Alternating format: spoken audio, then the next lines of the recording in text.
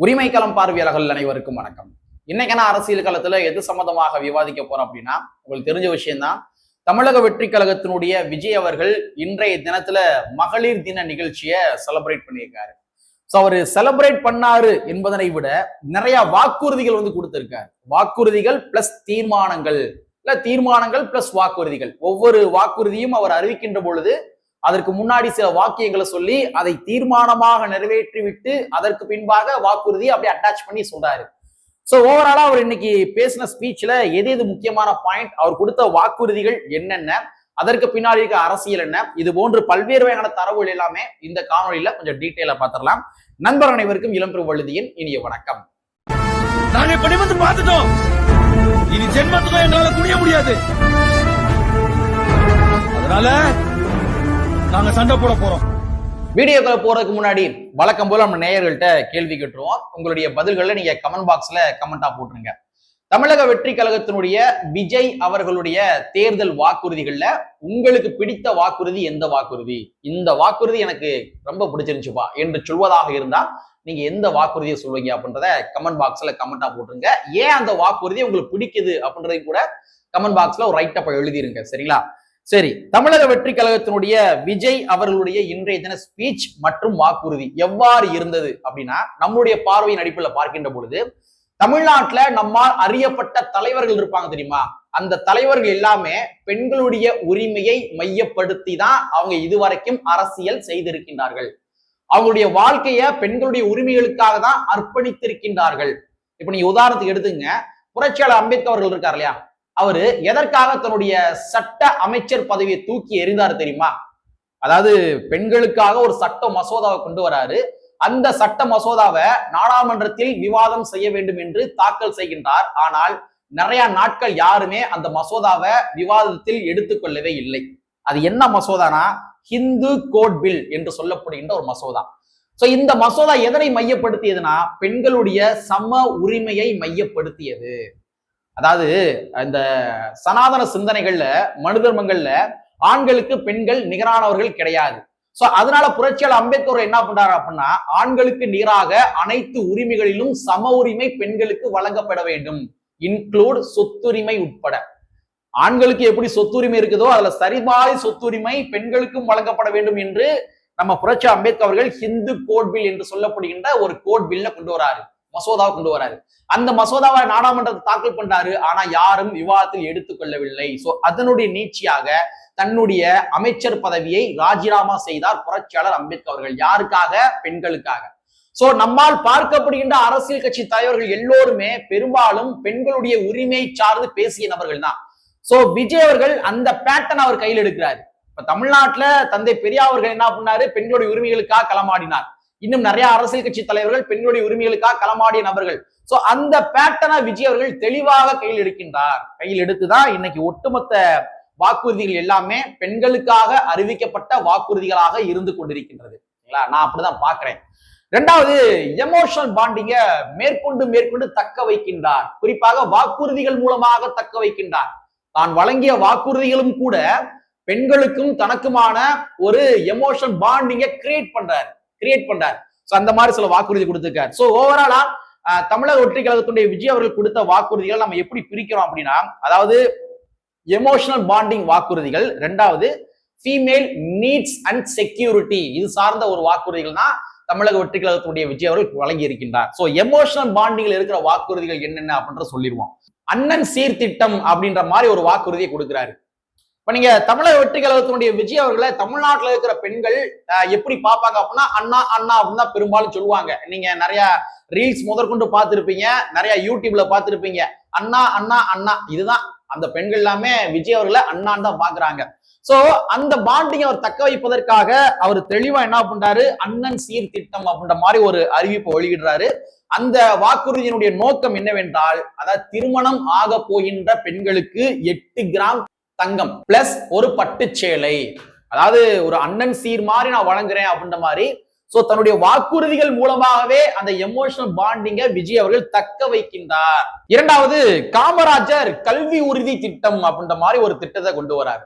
நீங்க நம்ம தமிழ்நாட்டில் இருக்கிற தாய்மார்கள்லாம் இருக்காங்க தெரியுமா, அவங்க எல்லோருமே தன்னுடைய கணவன் ஒருவேளை குடிகார கணவனாக இருந்தாலும் கூட, வேலை வெட்டிக்கு போகாத கணவனாக இருந்தாலும் கூட, தன்னுடைய கழுத்துல காதுல இருக்கிற குண்டுமணி தங்கத்தை அடகு வச்சு கூட தன்னுடைய பிள்ளை குட்டிய படிக்க வைப்பாங்க. யாரு? தமிழ்நாட்டில் இருக்க தாய்மார்கள்.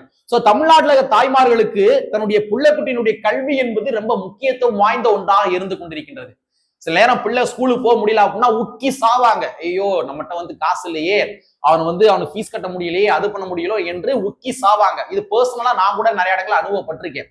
சோ அந்த மாதிரி தமிழ்நாட்டுல இடைநிற்றல்கள் என்பது, அதாவது மாணவருடைய இடைநிற்றல் என்பது மிக அதிகமாக இருந்து கொண்டிருக்கின்றது. சோ அதனால அந்த இடைநிற்றல் ஆகின்ற குழந்தைகள் இருக்காங்க இல்லையா, அதாவது அந்த குடும்பத்துக்கு 1வது முதல் 12ஆம் வகுப்பு படிக்கின்ற மாணவ மாணவியருடைய தாய் அல்லது பாதுகாவலருக்கு வருடத்திற்கு 15,000 ரூபாய் வரவு வைக்கப்படும் அப்படின்ற மாதிரி ஒரு வாக்குறுதி கொடுக்கிறார். சோ இது வந்து கல்வியினுடைய இடைநிற்றலை தடுக்கும் அப்படின்ற மாதிரி அவர் நம்புறாரு. சோ இது எவ்வளவு தூரம் பாசிபிள் என்பது தெரியவில்லை, பட் இருந்தாலும் இதை அறிவிக்கிறாரு. சோ இதுவும் ஒரு வகையான ஒரு எமோஷனல் பாண்டிங், அதாவது விஜய் அவர்களுக்கும் பெண்களுக்கும் இடையான ஒரு எமோஷனல் பாண்டிங்க தன்னுடைய வாக்குறுதி மூலமாகவே விஜய் அவர்கள் என்ன பண்றாருன்னா தக்க வைக்கிறார். அடுத்து தாய்மாமன் தங்க மோதிரம் திட்டம் என்று சொல்லப்படுகின்ற ஒரு திட்டத்தை அறிவித்திருக்கின்றார் விஜய் அவர்கள். அதாவது தமிழ்நாட்டுல பிறக்கின்ற குழந்தைகளுக்கு தங்க மோதிரம் அணிவிக்கப்படும், அதாவது தாய்மாமன் சீரு மாதிரி நான் தங்க மோதிரத்தை அணிவிப்பேன் அப்படின்ற மாதிரி ஒரு வாக்குறுதியை கொடுத்திருக்காரு.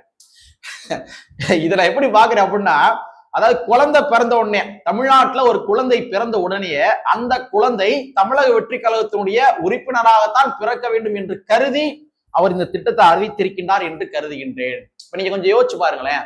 அதாவது மோதிரம் போடுறாரு வச்சுக்கோங்க, மோதிரம் வந்து ஒரு குழந்தை பிறந்த உடனே அரசாங்கத்தின் சார்பாக விஜய் சார்பாக ஒரு மோதிரத்தை வந்து போட்டுறாங்க வச்சுக்கோங்க. அப்ப அது ஆண்டாண்டு காலத்துக்கும் அது வந்து பேர் சொல்லும், ஆண்டாண்டு காலத்துக்கு ஒரு பேர் சொல்லும். நீ பிறக்கிறப்ப உனக்கு அரசாங்கம் சார்பா வந்து மோதிரம் போட்டாங்கப்பா, விஜய் மோதிரம் போட்டாருப்பா. சோ தமிழக வெற்றி கழகத்தினுடைய ஒரு உறுப்பினராக பிறந்த உடனே சேர்த்தணுன்ற காரணத்துக்காக இந்த மாதிரி திட்டத்தை கொண்டு வந்திருக்காரா அப்படின்றது தெரியல. பட் இருந்தாலும் தாய்மாமன் தங்க மோதிரம் திட்டம் என்று சொல்லப்படுகின்ற அந்த பெயரை தாங்கிய திட்டம் என்பது அஸ்யூஷுவல் நான் சொல்ற மாதிரி எமோஷனல் பாண்டிங்கை கொண்ட ஒரு வாக்குறுதியாகத்தான் இதை பார்க்க முடிகின்றது. சோ ஓவராலா விஜய் அவர்கள் கொடுத்த வாக்குறுதிகள்ல இந்த வாக்குறுதிகள் என்பது விஜய் அவர்களுக்கும் பெண்களுக்கும் இடையேயான ஒரு எமோஷனல் பாண்டிங்கை உள்ளடக்கிய ஒரு வாக்குறுதியாகத்தான் நம்மால் பார்க்க முடிகின்றது. சரிங்களா? சோ இது ஒரு கிரைட்டீரியா. சோ ரெண்டாவது ஒரு கிரைட்டீரியா, நாம சொன்ன மாதிரி ரெண்டாவது கிரைட்டீரியா என்னன்னு பார்த்தோம்னா ஃபீமேல் நீட்ஸ் அண்ட் செக்யூரிட்டி. சரிங்களா? சோ இந்த ஒரு கிரைட்டீரியால விஜய் அவர்கள் என்னென்ன வாக்குறுதிகள் கொடுத்திருக்காரு அப்படின்றத பார்த்தோம். ஃபர்ஸ்ட் ஃபீமேல் நீட்ஸ், அது என்னன்னா அன்னபூர்ணி சூப்பர் 6 திட்டம் அப்படின்ற மாதிரி ஒரு திட்டத்தை அறிவிக்கிறாரு. அதாவது என்னன்னா, உங்களுக்கு தெரியும் நம்ம தமிழ்நாட்டு அரசாங்கம், குறிப்பா நம்ம திராவிட முன்னேற்ற கழகத்தினுடைய அரசாங்கம் இந்த 2021 தேர்தல் வாக்குறுதியில கேஸுக்கு 100 ரூபாய் மானியம் வழங்குவோம் அப்படின்ற மாதிரி வாக்குறுதி கொடுத்தாங்க. ஆனா அது வந்து அவங்க செய்யவே இல்லை, இன்றளவும் கூட செய்யவே இல்லை. அது ஒவ்வொரு பிரச்சாரத்தின் போது விஜய் அவர்கள் ரிமைண்ட் பண்ணிக்கிட்டே இருக்கிறாரு. சோ மகளிருடைய ஒரு அடிப்படையான ஒரு நீட்ஸாக இந்த நீட் வந்து இருக்குது, அதாவது இந்த கேஸ் சம்பந்தமான விஷயங்கள் இருக்குது. வீட்டுல அடுப்பு எரிஞ்சாதானே வந்து பசியாரும், சரிங்களா? சோ அதனை மையப்படுத்தி விஜய் அவர்கள் வருடத்திற்கு 6 சிலிண்டர் நான் இலவசமாக வழங்குவேன் என்று வாக்குறுதியை வழங்கியிருக்கின்றார். சோ பெண்களுடைய நீட்ஸை மையப்படுத்தி அந்த மாதிரி வாக்குறுதி வழங்கியிருக்கின்றார் என்று பார்க்க முடிகின்றது. சோ அடுத்து வெற்றி பயண திட்டம் அப்படின்ற மாதிரி திட்டம். சோ இந்த திட்டம் எவ்வளவு தூரம் பாசிபிள் அப்படின்றது எனக்கு தெரியல. ஏன்னா அவர் என்ன சொல்றாருன்னா, தமிழ்நாட்டு அரசாங்கத்தினுடைய அனைத்து அரசு போக்குவரத்துகளிலுமே பெண்களுக்கு இலவசம் அப்படின்னு சொல்றாரு. ஒரு மூலையில நீங்க பஸ் ஏறீங்க அப்படின்னா இன்னொரு மூலையில போய் நீங்க ஃப்ரீயா இலவசமா இறங்கிக்கலாம் அப்படின்னு மாதிரி சொல்றாரு. இது வந்து சிட்டி பஸ்களுக்கு மட்டுமா, இல்லாட்டி வந்து ஒரு டிஸ்ட்ரிக்ட் விட்டு டிஸ்ட்ரிக்ட் போகின்ற இந்த மொஃபசல் பஸ் இருக்கு இல்லையா, சோ அதற்கும் இது அப்ளிகேபிளா அப்படின்றது நமக்கு தெரியல. சோ இது எவ்வளவு தூரம் பாசிபிள் தெரியல. பட் இருந்தாலும் பயணம் என்பது பெண்களுக்கு மட்டும் கிடையாது, சாதாரண ஒரு குழுவுக்கு கூட பயணம் என்பது இன்றியமையாத ஒன்று. சரிங்களா? இடப்பெயர்ச்சி என்று ஒன்று இருந்தா மட்டும்தான் உலகம் இயங்கும். சோ அதனால விஜய் அவர்கள் கொடுத்த இந்த வாக்குறுதி என்பது வரவேற்க வேண்டிய வாக்குறுதி. பட் இருந்தாலும் இது எவ்வளவு தூரம் பாசிபிளா இருக்கும் அப்படின்றது நமக்கு தெரியல. விஜய் அவர்கள் சம்பந்தமா இன்னும் கொஞ்சம் கிளாரிட்டி கொடுத்தாதான் நம்மளால் புரிந்து கொள்ள முடியும். சரிங்களா? சோ பட் இதுவும் கூட ஒரு வகையான ஃபீமேல்ஸ் நீட் தான், பெண்களுடைய ஒரு நீட் தான். அடுத்து மதிப்பு மிகு மகளிர் திட்டம். இது வந்து திராவிட முன்னேற்ற கழகம் ஆல்ரெடி வழங்கி இருக்கிறாங்க, மகளிர் உரிமை தொகை அப்படின்ற மாதிரி வழங்கி இருக்கிறாங்க. சோ அதே தான் விஜய் அவர்கள் கூட வழங்கிய சொல்றாரு, அதாவது 2500 ரூபாய் கொடுக்குறேன் அப்படின்னு சொல்றாரு.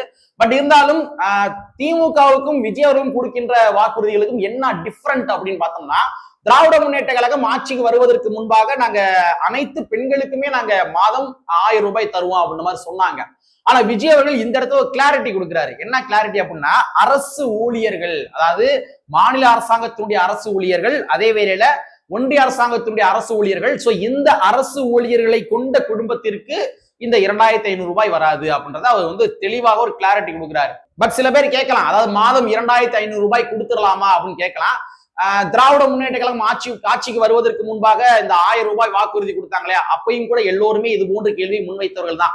சோ திமுகனால இது பாசிபிள் அப்படின்னா இங்க தமிழக வெற்றி கழகத்தின் மூலமாகவும் கூட பாசிபிள் என்றுதான் நம்மால் எடுத்துக்கொள்ள முடிகின்றது.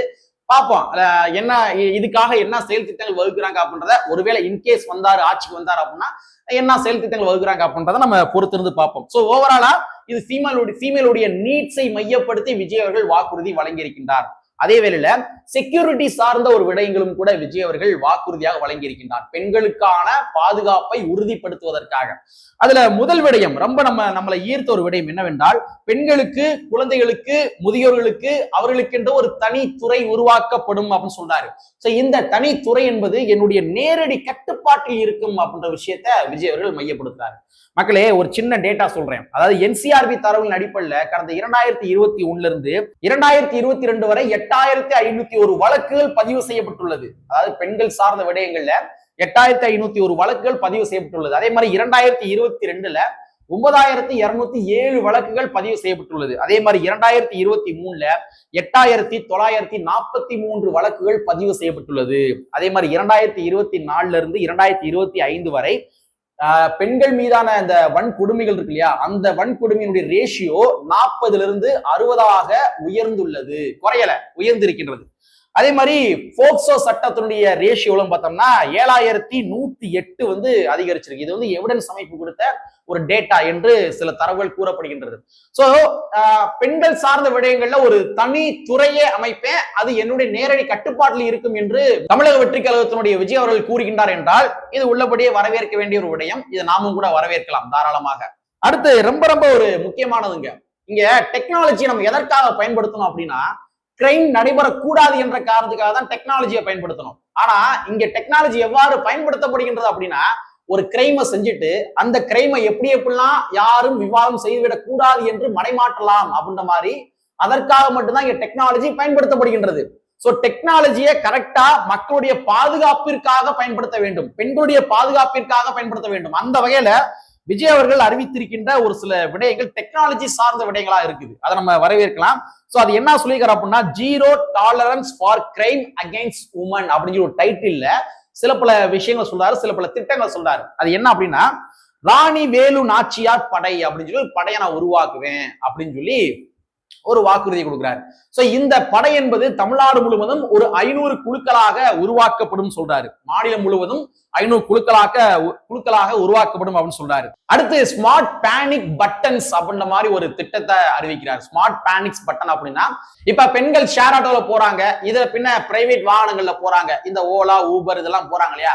சோ அப்ப ஒவ்வொரு வாகனங்கள்லுமே வந்து கட்டாயமாக இந்த ஸ்மார்ட் பேனிக் பட்டன்ஸ் வந்து நாங்க இன்ஸ்டால் வந்து பண்ணுவோம் அப்படின்ற மாதிரி சொல்றாங்க. இப்ப ஒவ்வொரு வண்டிகளுமே எஃப்சிக்கு வந்து போகும். அப்ப எஃப்சிக்கு போறப்ப கண்டிப்பான முறையில் எப்படி ஒவ்வொரு வாகனங்கள்லயுமே வந்து மீட்டர் இருக்கணும், இதர பின்ன அடிப்படை வசதிகள் இருக்கணும் அப்படின்ற மாதிரி ஒரு கிரைட்டீரியா வச்சிருக்காங்களோ, சோ அதே போல ஒவ்வொரு வாகனங்கள்லுமே இந்த ஸ்மார்ட் பேனிக் பட்டன் வந்து இருக்கணும் அப்படின்றத அவங்க உறுதிப்படுத்துவாங்க என்று கருதுகின்றேன்.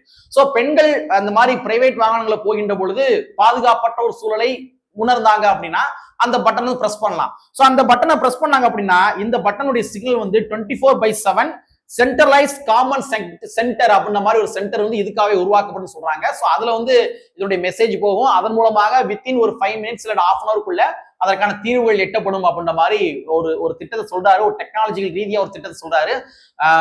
பட் தெரியல, இது பிராக்டிக்கலா பண்ணா தான் நமக்கு தெரியும். சோ டெக்னாலஜிக்கல் ரீதியாக சில பல விடயங்களை சொல்றாரு. சோ உள்ளபடியே நம்ம உலகமே டெக்னாலஜி நோக்கி தான் நகர்ந்து கொண்டிருக்கின்றது. சோ எதிர்வரும் காலங்களில் டெக்னாலஜி என்பது மிக இன்றியமையாத ஒன்று.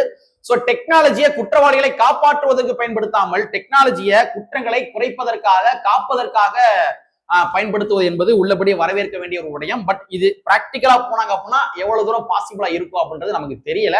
பட் இருந்தாலும் இந்த மாதிரி ஒரு முயற்சியை சொல்வது என்பது வரவேற்க வேண்டிய ஒரு விடயம். சோ ஓவராலா தமிழக வெற்றி கழகத்தினுடைய விஜய் அவர்கள் சொன்ன வாக்குறுதிகள் இந்த வாக்குறுதிகள் தான்.